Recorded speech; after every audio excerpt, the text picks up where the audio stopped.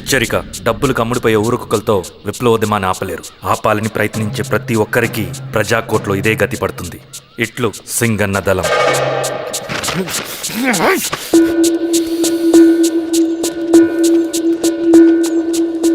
అయ్యా, మీకోసం చెన్నారెడ్డి గారు శేషారెడ్డి గారు వచ్చారండి.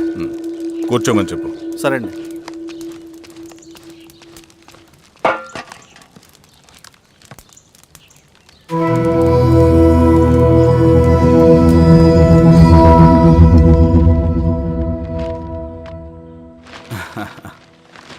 కూర్చోండి బాబాయ్. ఏంటి బాబాయ్ పొద్దున ఎలా వచ్చారు? అదే ఈశ్వర, రైతు కూలీల విషయం. అవును బాబాయ్, ఈ విషయం పెద్దది కాకుండానే ఇక్కడే తుంచేయాలి. ఊళ్ళో అందరి సమస్య అదే ఈశ్వర. వాళ్ళు సరిగ్గా సమయం చూసి కూలీ రేట్లు పెంచమంటున్నారు. ఒక 5-10 అయితే మనకు పెద్దగా బాధ ఉండేది కాదు. ఏకంగా 50 రూపాయలు పెంచమంటున్నారు. ఇక మనకు మిగిలేదేంటన్నా?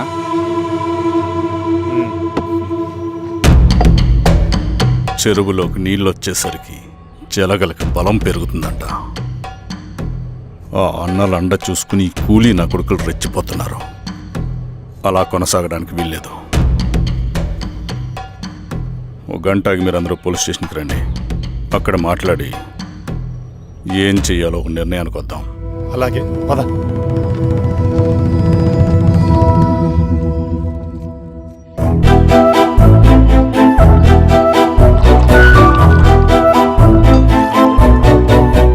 బాబు, సార్, స్టేషన్కి ఓ 10 టీలు త్వరగా పంపించు. Okay sir. Okay sir.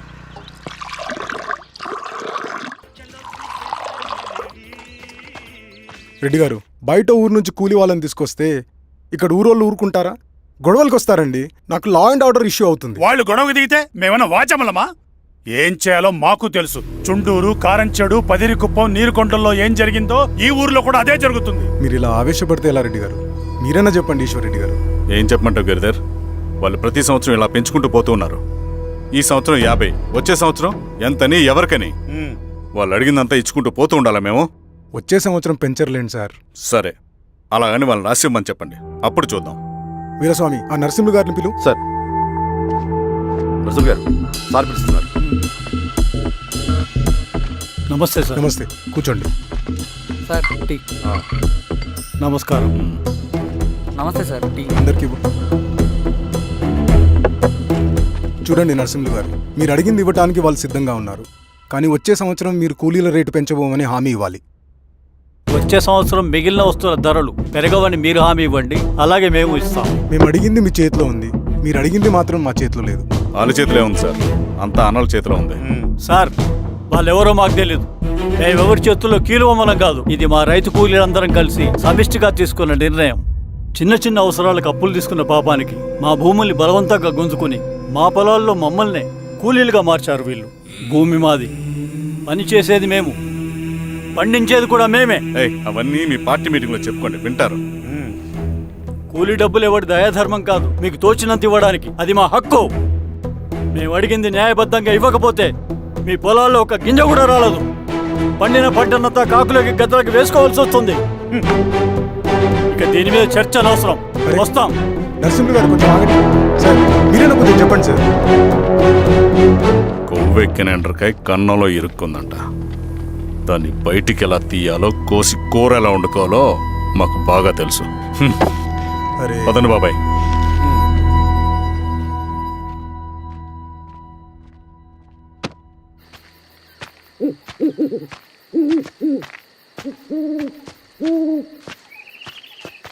Lal సలాం కామ్రేడ్. లాల్ సలాం. ఇంత పొద్దున లేచారంటన్నా? విప్లవకారుల జీవితాలు ఇంతే కదా రవి. 15 ఏళ్ళుగా ఇదే జీవితమే కదా బతుకుతున్నాను.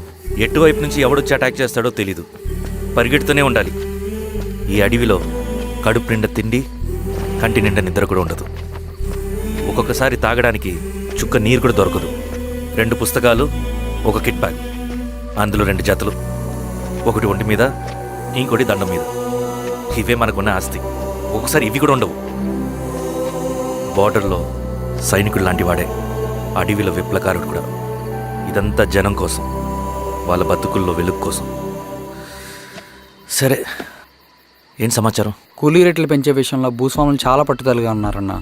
కానీ మన నరసింహ నన్ను ఒప్పుకోలేదు. మీటింగ్ అయ్యాక వెళ్తూ కోపంగా ఏదో మాట్లాడారన్న. నాకెందుకు అనుమానంగా ఉంది. కీడి తలపడితే ఎక్కువ నష్టం వాళ్ళకే రవి. కానీ మధ్యలో రైతు కూలీల పరిస్థితి ఏమైపోతుందని ఆందోళనగా ఉందన్న. చదరంగంలో నిలబడ్డాక చావుకి వెరవకూడదు రవి. ఇన్నాళ్ళు వాళ్ళు ఇచ్చిన పావలాకి 10 పైసలకి కూలి చేశారు. వాళ్ళ జీవితాలు బాగుపడాలంటే మనమెత్తిన పిడికిని దించకూడదు. సరే అన్న. స్వామి, ఎలా ఉన్నారు ఊళ్ళో అందరూ? అందరూ బాగున్నారమ్మా. కోతలు కొయ్యలేదేంటి? ఊళ్ళో కూలి రేట్ల కోసం గొడవ నడుస్తూనే ఉందమ్మా. అడిగినంత ఇవ్వాల్సిందేనని కూలీలు, నచ్చినంత ఇస్తామని రైతులు. ఎవరు రేటు తేగట్లేదమ్మా. ఈ ఇష్యూలో అన్నలు ఇన్వాల్వ్ అయ్యారా? వాళ్ళు వెనక లేకుంటే ఈ కూలి చేసుకునే వాళ్ళకి ఎక్కడి నుంచి వచ్చినాయి అమ్మా ఎన్ని గుండ్లు? ఇచ్చింది పుచ్చుకుంటమే తప్ప ఏనాడన్నా ఇంత కావాలని అడిగారు వీళ్ళు. పోనీలే, ఇన్నాళ్ళకైనా వాళ్ళకేం కావాలో నోరు తెరిచి అడగగలుగుతున్నారు. సంతోషమేగా. తీసుకుని మీదటైనా జాగ్రత్తగా ఉంటుంది.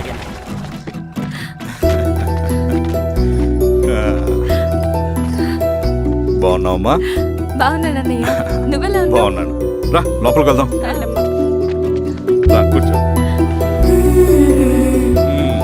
సో ప్రయాణం అంతా బాగానే జరిగింది కదా? నీ ఫేవరెట్ నెత్తిపూరి. రా వడ్డిస్తారా? ప్లేట్ తిప్పు. నాకొద్దన్నయ్య, నాకు మంచి కాఫీ తాగాలని ఉంది. అమ్మో, నీకు నచ్చినట్టు కాఫీ చేయాలంటే ఆ దేవుడి దిగి రావాలి తల్లి. ఏంటో అన్నయ్య, మంచి కాఫీ తాగకపోతే ఇక ఆ రోజంతా అదోలా ఉంటుంది నాకు. రేయ్ సామే, అయ్యా అర్థమైందయ్యా. శిరీష్ అమ్మకి మంచి కాఫీ కావాలి, అంతేగా నేను వెళ్ళి పట్టుకొచ్చేస్తా. ఎక్కడికి స్వామి? మన ఊళ్ళో మెగాస్టార్ హోటల్ ఉందమ్మా, అందులో కాఫీ చాలా బాగుంటుంది. నేను వెళ్ళి పట్టుకొచ్చేస్తా. స్వామి, అమ్మా కాఫీ అంటే అక్కడికి వెళ్ళి వేడి వేడిగా తాగాలి. నేను వస్తాను పద. అవునమ్మా, అక్కడ నేను కూడా తాగాను, చాలా బాగుంటుంది. వెళ్ళు. థ్యాంక్ యూ అన్నయ్య. ఆడుతూ పాడుతూ పని చేస్తాం.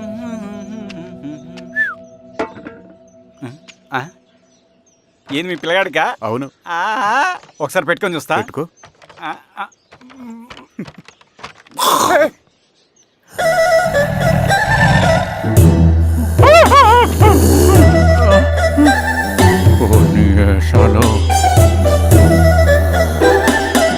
బట్టలు ఉంటే చూడండి, బట్టలు లేకుంటే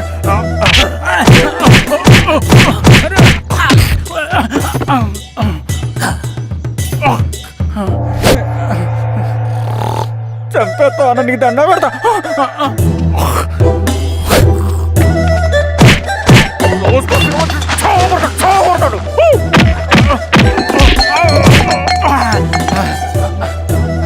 నేనన్నా బొట్టుని ఏందన్నా నన్ను చంపుతాయంది.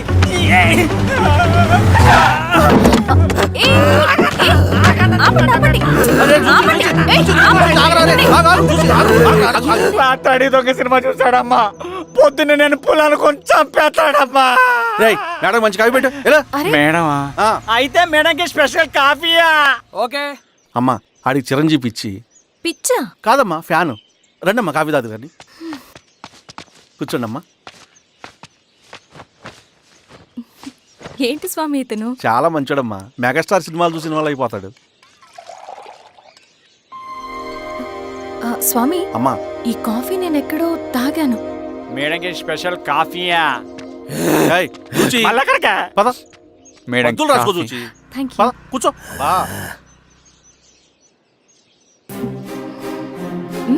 కాఫీ బాగుంది. ఎవరు చేశారు? మా రవణ పెట్టాడమ్మా. రవి? ఎవరు రమ్మను? రవణ మేడం పిలుస్తున్నారు.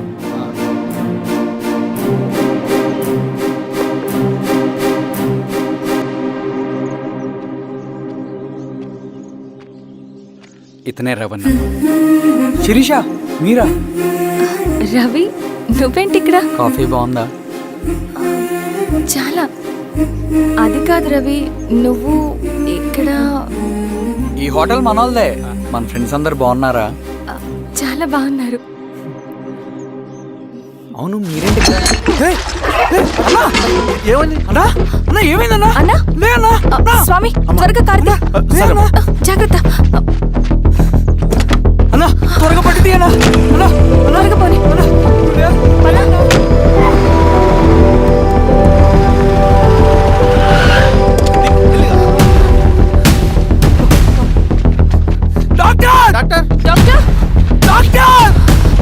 ఏమైంది?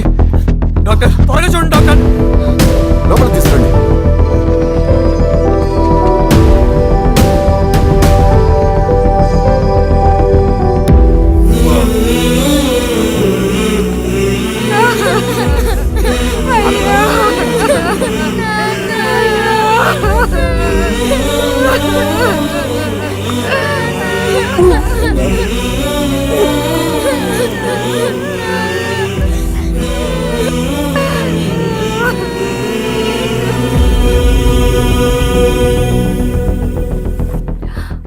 ఎలా ఉంది డాక్టర్? డాక్టర్ చనిపోయాడమ్మా.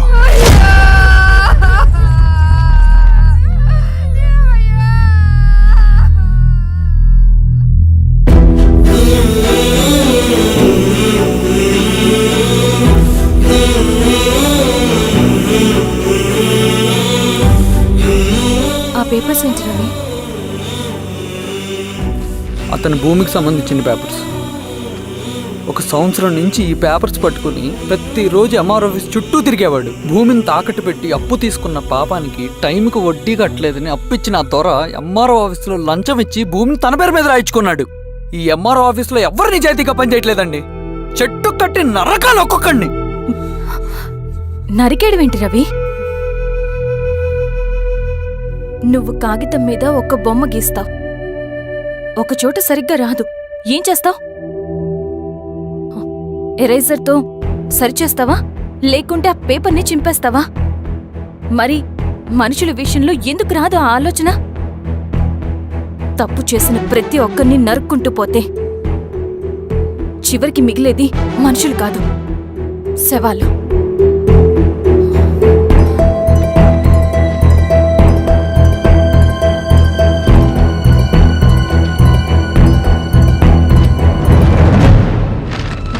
పదరవి రా.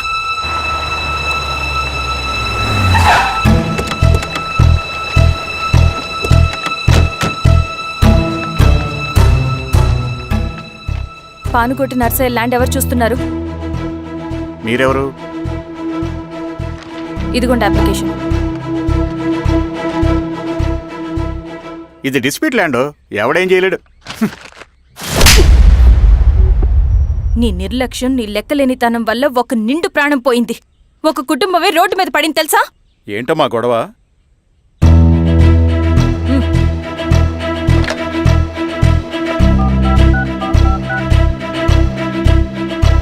Hello sir.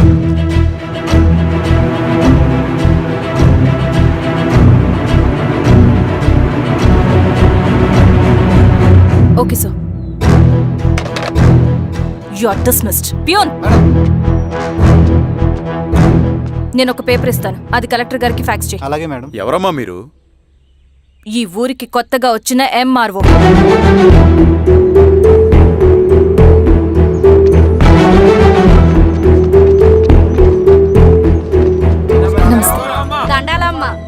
మీ పరిస్థితులు నాకు తెలుసు.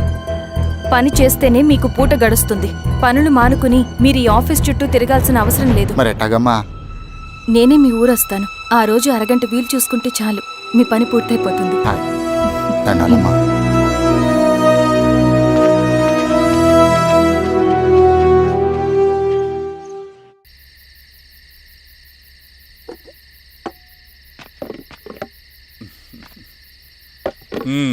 ఎంఆర్ఓ గారు ఏంటి ఛార్జ్ తీసుకున్న మొదటి రోజే ఆఫీస్లో మీ పవర్ చూపించారట? అన్నయ్య, నువ్వు సస్పెండ్ చేసిన వ్యక్తి నా దగ్గరికి వచ్చాడమ్మా. పాపం కన్నీళ్లు పెట్టుకున్నాడు. అతడి వల్ల నష్టపోయిన ఒక వ్యక్తి నా కళ్ళ ముందు చనిపోయాడన్నయ్య. కన్నీళ్లు ఎన్నిసార్లు తుడుచుకున్నా పోతాయి, కానీ వీళ్ల నిర్లక్ష్యంతో పేదవాళ్ల ప్రాణాలే పోతున్నాయి. అన్నయ్య, మా నూరి సమస్య పేదరికం కాదు, నక్సలిజం. నాలాంటి ప్రభుత్వ ఉద్యోగులు వాళ్ళ డ్యూటీలు సక్రమంగా చేయకపోవడం వల్ల విసిగిపోయిన జనం అడవిలో వాళ్ల హెల్ప్ తీసుకుంటున్నారు. ఒక వ్యవస్థ ఇక్కడ సరిగ్గా పనిచేయనందుకే మరో వ్యవస్థ అక్కడ పుట్టింది. అందుకే నా పన్నం చేయనివ్వండి. స్నానం చేసిరండి, భోజనం చేద్దాం.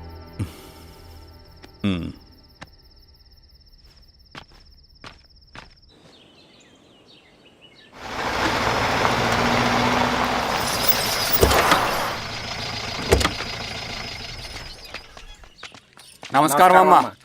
నమస్తే. ఇలా రండి. మీ ఊరు నుంచి కొందరు ఎంఆర్ఓ ఆఫీస్లో అప్లికేషన్స్ ఇచ్చారు. తను వాళ్ళ పేర్లు చెప్తారు, వాళ్ళని పిలవండి. అలాగే మేడం. వెళ్ళండి. Madam coffee. నువ్వెప్పుడు వచ్చావు రవి? మీరు గంటకోసారి కాఫీ కావాలంటారు కదా, మాటి మాటికి వెళ్ళి రావడం ఎందుకని వచ్చేసా.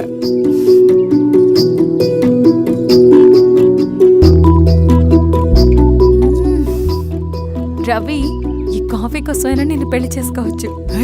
అదేంటి అలా అనేసారు? That's a compliment. భలే వారండి బాబు.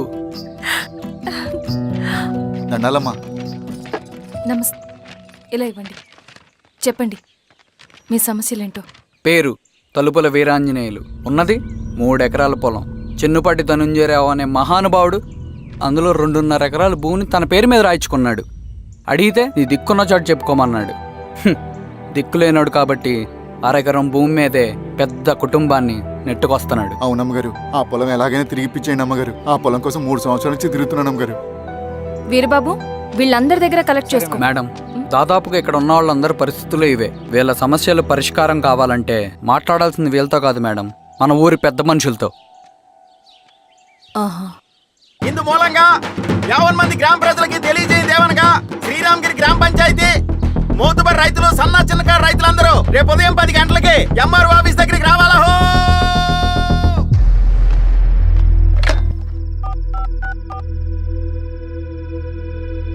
హలో, ఎవరు? నమస్తే బాబాయ్, నేను ఈశ్వర్ రెడ్డి. ఎలా ఉన్నావు? బాగున్నా. చెప్పు. బాబాయ్, శిరీష్ ఎంఆర్ ఆఫీస్లో భూ సమస్యల గురించి రేపు మీటింగ్ ఏర్పాటు చేసింది. ఈ విషయం మన వాళ్ళంతా ఎలా తీసుకుంటారో అర్థం కావట్లేదు. అందుకనే మీకు ఫోన్ చేశాను. శిరీష్ చెప్పింది చేయండి, అదే మనకి కలిసి వస్తుంది. సరే బాబాయ్, ఉంటాను.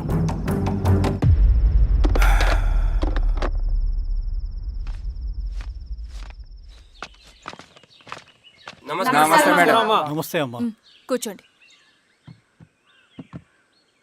పొలాల్లో పండిన పంట కోతకొచ్చినా ఈ రోజుకి ఒక్క గింజ కూడా తెగకుండా పక్షులకు, పందికొక్కలకు ఆహారంగా పోతుందంటే దానికి కారణం ఇది. ఈ ఊరికి పట్టిన దౌర్భాగ్యం మీరు చేసిన అక్రమాల చిట్టా. కడుపు మంటతో ఉన్నవాళ్లు మీరు చెప్పిన కూలీకొచ్చి ఎందుకు పనిచేస్తారు? దౌర్జన్యాలు చేసి దిక్కున్న చోట చెప్పుకోమన్నారు. ఇప్పుడు అడవే వాళ్ళకి దిక్కైంది. అది ఎవరి తప్పు? మొత్తం 100 ఎకరాల పైచిలుకు భూమి వాళ్ల దగ్గర దౌర్జన్యంగా లాక్కుని ఇన్ని సంవత్సరాలుగా మీరు అనుభవిస్తూ ఉన్నది. మీ అంతట మీరుగా తిరిగిచ్చేస్తారా, లేదా చట్టం ఎలా పనిచేస్తుందో మీకు చేసి చూపించమంటారా? అలా చేయండి మేడం. నువ్వు ఆగవే నరసింహులు. ఏం చేయాలో మా ఎంఆర్ఓ గారికి బాగా తెలుసు. అట్టా కానివ్వండమ్మా. ఇస్తే మీ పొలాలు ఇవ్వండి, మా వివం. మీ పేరేంటి? సామిరెడ్డి. రూల్స్ ప్రకారం వెళ్తే మీ మొత్తం పొలం పోతుంది. కూర్చోండి. సామిరెడ్డి కూర్చో.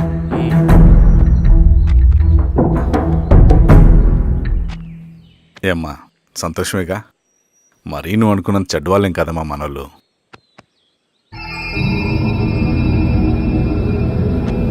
పద నాన్న. నమస్తే.